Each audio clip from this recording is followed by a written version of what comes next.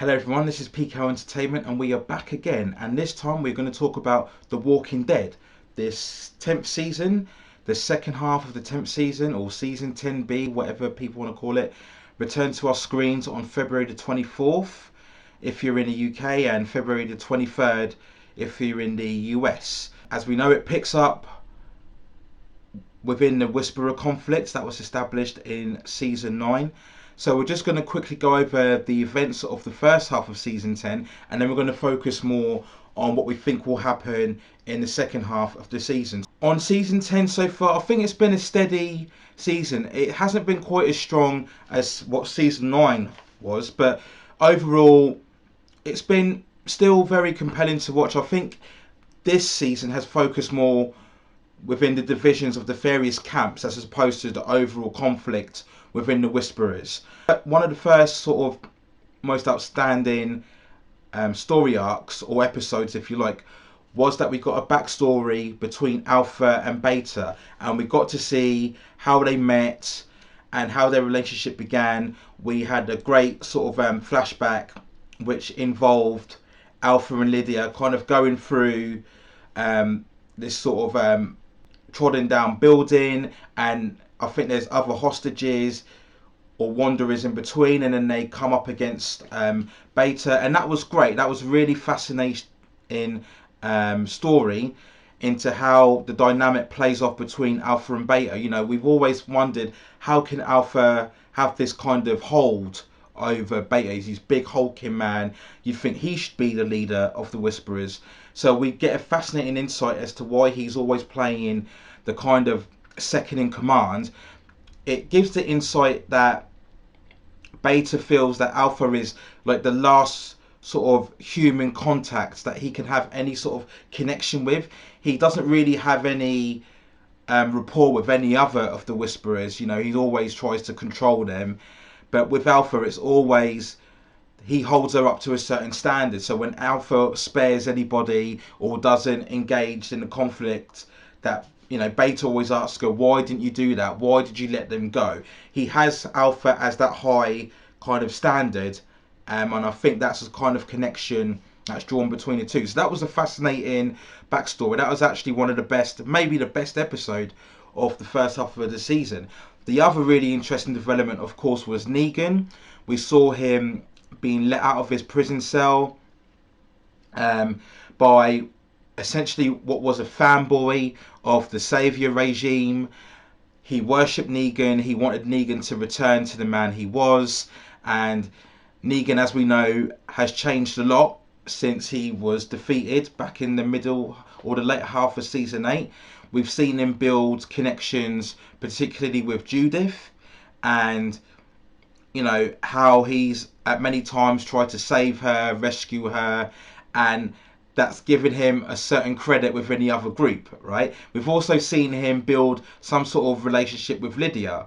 Lydia, of course, was getting picked on by various people within Alexandria because she was a previous member of the Whisperers, and Negan can relate to that because he was in a similar situation, and he was basically telling her to, you know, keep her head up and don't let them get her down. So they've done a lot to try and redeem and humanise Negan, and from what I've read, a lot of fans' reactions, they really like the character going on this redemptive arc.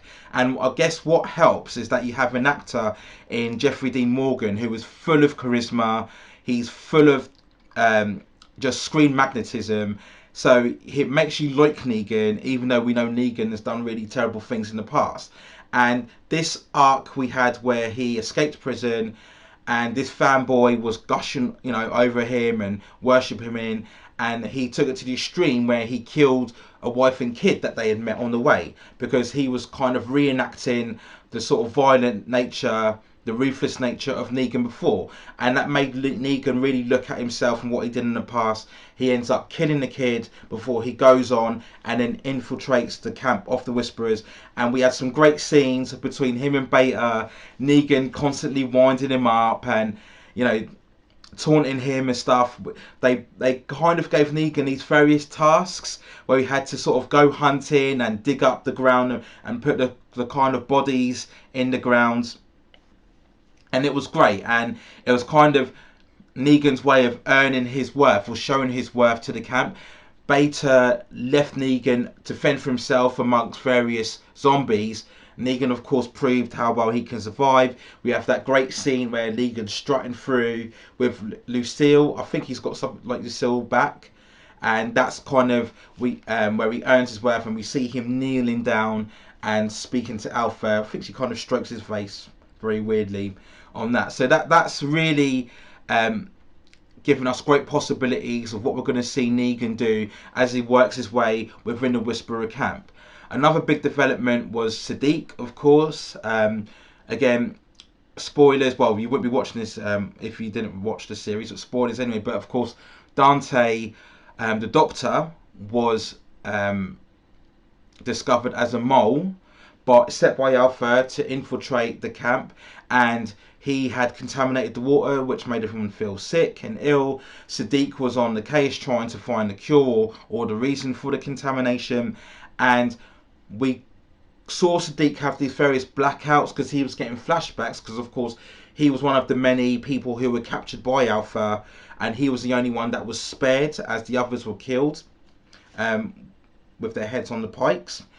And he was constantly getting flashbacks as to what happened, and in the end it was revealed that as Dante whispered in his ear, that kind of clicked Sadiq's memory as to when Dante whispered in his ear at the time when they were all captured, and that's what made Dante realise that Sadiq realised that Dante was part of the group, and Dante ended up killing Sadiq, and then Rosita walked in, and Dante tried to kill Rosita. Rosita resisted, and they eventually captured Dante. And as we know, Dante was put in a prison cell and eventually killed by Father Gabriel. So we see later how the effects have an impact on Rosita. She kind of goes a bit off the rails. There was that one scene when she went strolling in the fields on her own, killing the zombies on her own. So we're going to see the fallout from that. Another significant development was Eugene making contact with an outside voice on the radio. We know they've tried it in the past to reach out to other groups that are out there, and he's always been willing, I think, to give her more information than she's been to give him. You know, this is the whole story of Walking Dead, where people are very protective and don't want to give away their position or their ground or give away details of what group they're involved with.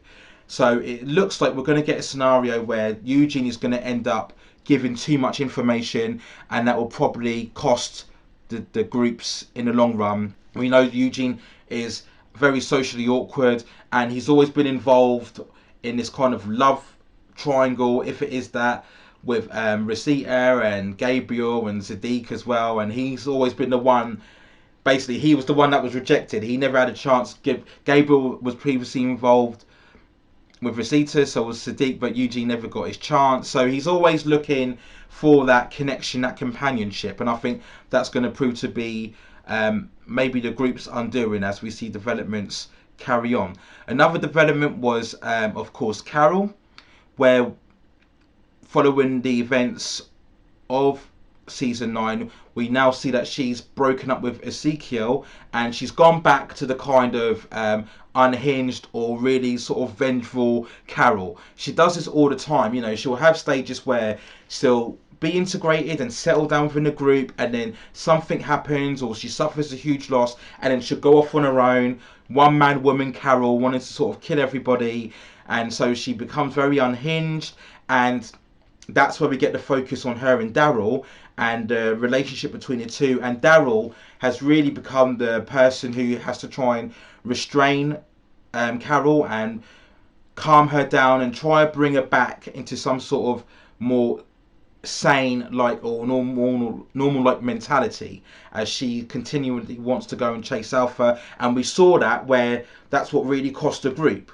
where she chases Alpha into the fields and it gets the group into trouble. So we're going to see if Carol can get out of this phase, or is she going to keep going on this extreme kind of mentality until she gets her vengeance. I mentioned Ezekiel, so of course following on from his breakup of Carol, this once very positive, very philosophical, upbeat person, and we see him now as he's descended into this more kind of disjointed person. Ezekiel doesn't really know where he's heading, what he's doing. He's lacking a kind of a purpose. What is he really going to be going forward in the future? So it's very interesting to see what will happen with him. I have a feeling if we get a big death in this season, Ezekiel might be one of them. I don't know why. I just get that feeling. I hope not, because I think he's really popular with the fans. People like Ezekiel, the way the actor plays him. It's nice to have in such a downbeat kind of drama. It's nice to have that positive, very charismatic personality, and that's what Ezekiel is. So we'll see what happens to him leading on as the events go forward. So another development was Michonne. Now, as they were going on a search party, they found this guy who was hidden in the kind of warehouse, and it turns out that he's part of a big member of a group who have certain resources and weaponry, and Michonne finds that useful, something that the group could use against the Whisperers. So she goes along with him to find this group. Now, she makes a decision of not bringing anyone along with her, just in case this story proves false. Then she's not endangering anyone else in the camp. Now, for anyone who doesn't know, the actress Danai Gurira, who plays Michonne, this is going to be her last season. And I think this whole storyline with Michonne going away is the writer's way of accommodating the fact that she could only film a set amount of scenes. So they're kind of having to spread those scenes out throughout the whole season. So we may not see Michonne straight away when the show comes back. We may not even see her maybe into the last kind of 2 or 3 episodes. And it will be interesting to see whether she gets to this camp.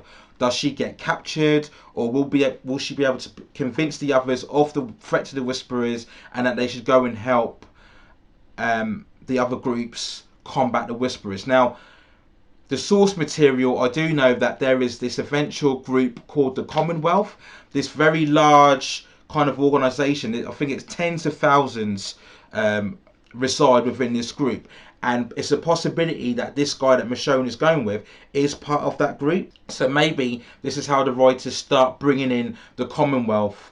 We may see at the end of season 10 or at the very beginning of season 11. We do also know that the actress who plays Maggie, Lauren Cohan, she's coming back in some capacity. Again, we may not see her until the beginning of season 11, maybe in the final scene of season 10. And again, she may have integrated with this Commonwealth group. So that'll be interesting to see how Maggie returns. I believe, going back to Michonne quickly, that they'll probably keep Michonne alive, because as we know, Rick is still alive as well. Again, we will have to wait and see where Rick has gone. I'm not convinced we're going to see these Walking Dead movies that they keep proposing, but we'll wait and see. But I think they'll probably have Michonne just go away on some other journey or task. Maybe she might be getting captured, and then they want to eventually have that reunion where Rick comes back and he's reunited with Michonne and Judith, and they can have sort of one happy family. Maybe that'll be one of the final scenes of the series when it ends. I don't think they're going to kill off Michonne and then kind of have Judith, and Michonne of course has the other son. I don't know if it's AJ or TJ, I can't remember now, but I'm pretty sure they wouldn't kill off Michonne and then kind of leave Judith and her other son to fend for themselves. I don't think the writers would do that. So it'll be very interesting to see what goes on in that further development there. So I think that covers really all of the ongoing threads that we have within the season. So it'll be interesting to see what goes on. How are they going to resolve the Whisperer conflict? For me, I personally feel that whilst the Whisperer conflict has been interesting, it's a novel concept, having these hidden elements within the threats. You don't know what the Whisperers were, and having these people dress up as the Whisperers. Why are they under this regime? It's an interesting concept, but it's not one I think you can sustain for a long period of time. I've always questioned the plausibility of it, right? Why would you purposely want to live with walkers' faces under your skin? You can only imagine the kind of hygienic and contamination risks of doing that. And the Whisperers themselves, they don't have any sort of strong fortress or sanctuary to coexist in, right? They're not skilled fighters. They don't have a massive arsenal of weapons. So in many ways, they're at a weaker position than what the guys at Oceanside or Hilltop at Alexandria are, right? Because as we know, their heroes have had fighting experience. They do know weapons. They are far more organised and strategical in how to fight evil forces. So they should really beat the Whisperers quite comfortably, because now they're under the assumption that anything that looks like a zombie, you kill. So that hidden threat that the Whisperers have is now gone. The only threat they have, as we know, is Alpha being able to control that massive horde of walkers. And again, I've never been completely convinced by that. You know, the walkers, as we know, are just completely scattershot. You know, they're very slow, very uncoordinated. So to be able to kind of control them to go in a certain direction, we know they're attracted to by noise, but you'd think the other groups could kind of use that to kind of disperse the zombies and sort of separate them into separate directions. So I've never been convinced by that. But well, I just think it's just better if they wrap up the Whisperer arc this season. I know that Alpha is a very complex and very compelling antagonist. Samantha Morton plays her really well, and she's a far more textured character than what I think Negan was when he was the villain, because he came us more of cartoonish. So I think if they wrap up this Whisperer conflict this season, and then we can build more perhaps to the Commonwealth going forward next year. I do think that AMC plan to go at least 12 to season 12 with this show. I know that Fear the Walking Dead is still going. I know that was a prequel story. I think they kind of may have caught up with the events now, or furthered along the timeline. I stopped watching Fear the Walking Dead after season 2, early on season 2. I just wasn't going anywhere for me. And I also know they proposed plans to do another spin-off, and I think it's concentrating more in the newer continuity, when you're going to have younger characters basically in the same sort of kind of zombie apocalypse. So again, I don't know if that's any extra merit in that, but we'll wait and see. Maybe they're building that show up now, so if Walking Dead, let's say, ends in series 12, then that new show can build over and carry on in the future. We'll wait and see. But let me know what you think in the comments below. Are you excited for this second half of the season? Do you think it's been a better season than season 10? Do you think the Whisperer arc should be extended into season 11? Who do you think will die? Will we get a major death at the end of this season, or would you rather see everybody survive? Are you kind of done with the whole everybody's got to die every season finale?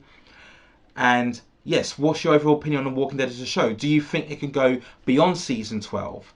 You know, we'll wait and see what develops in the future. But that's it for now. So let me know what you make in the comments below.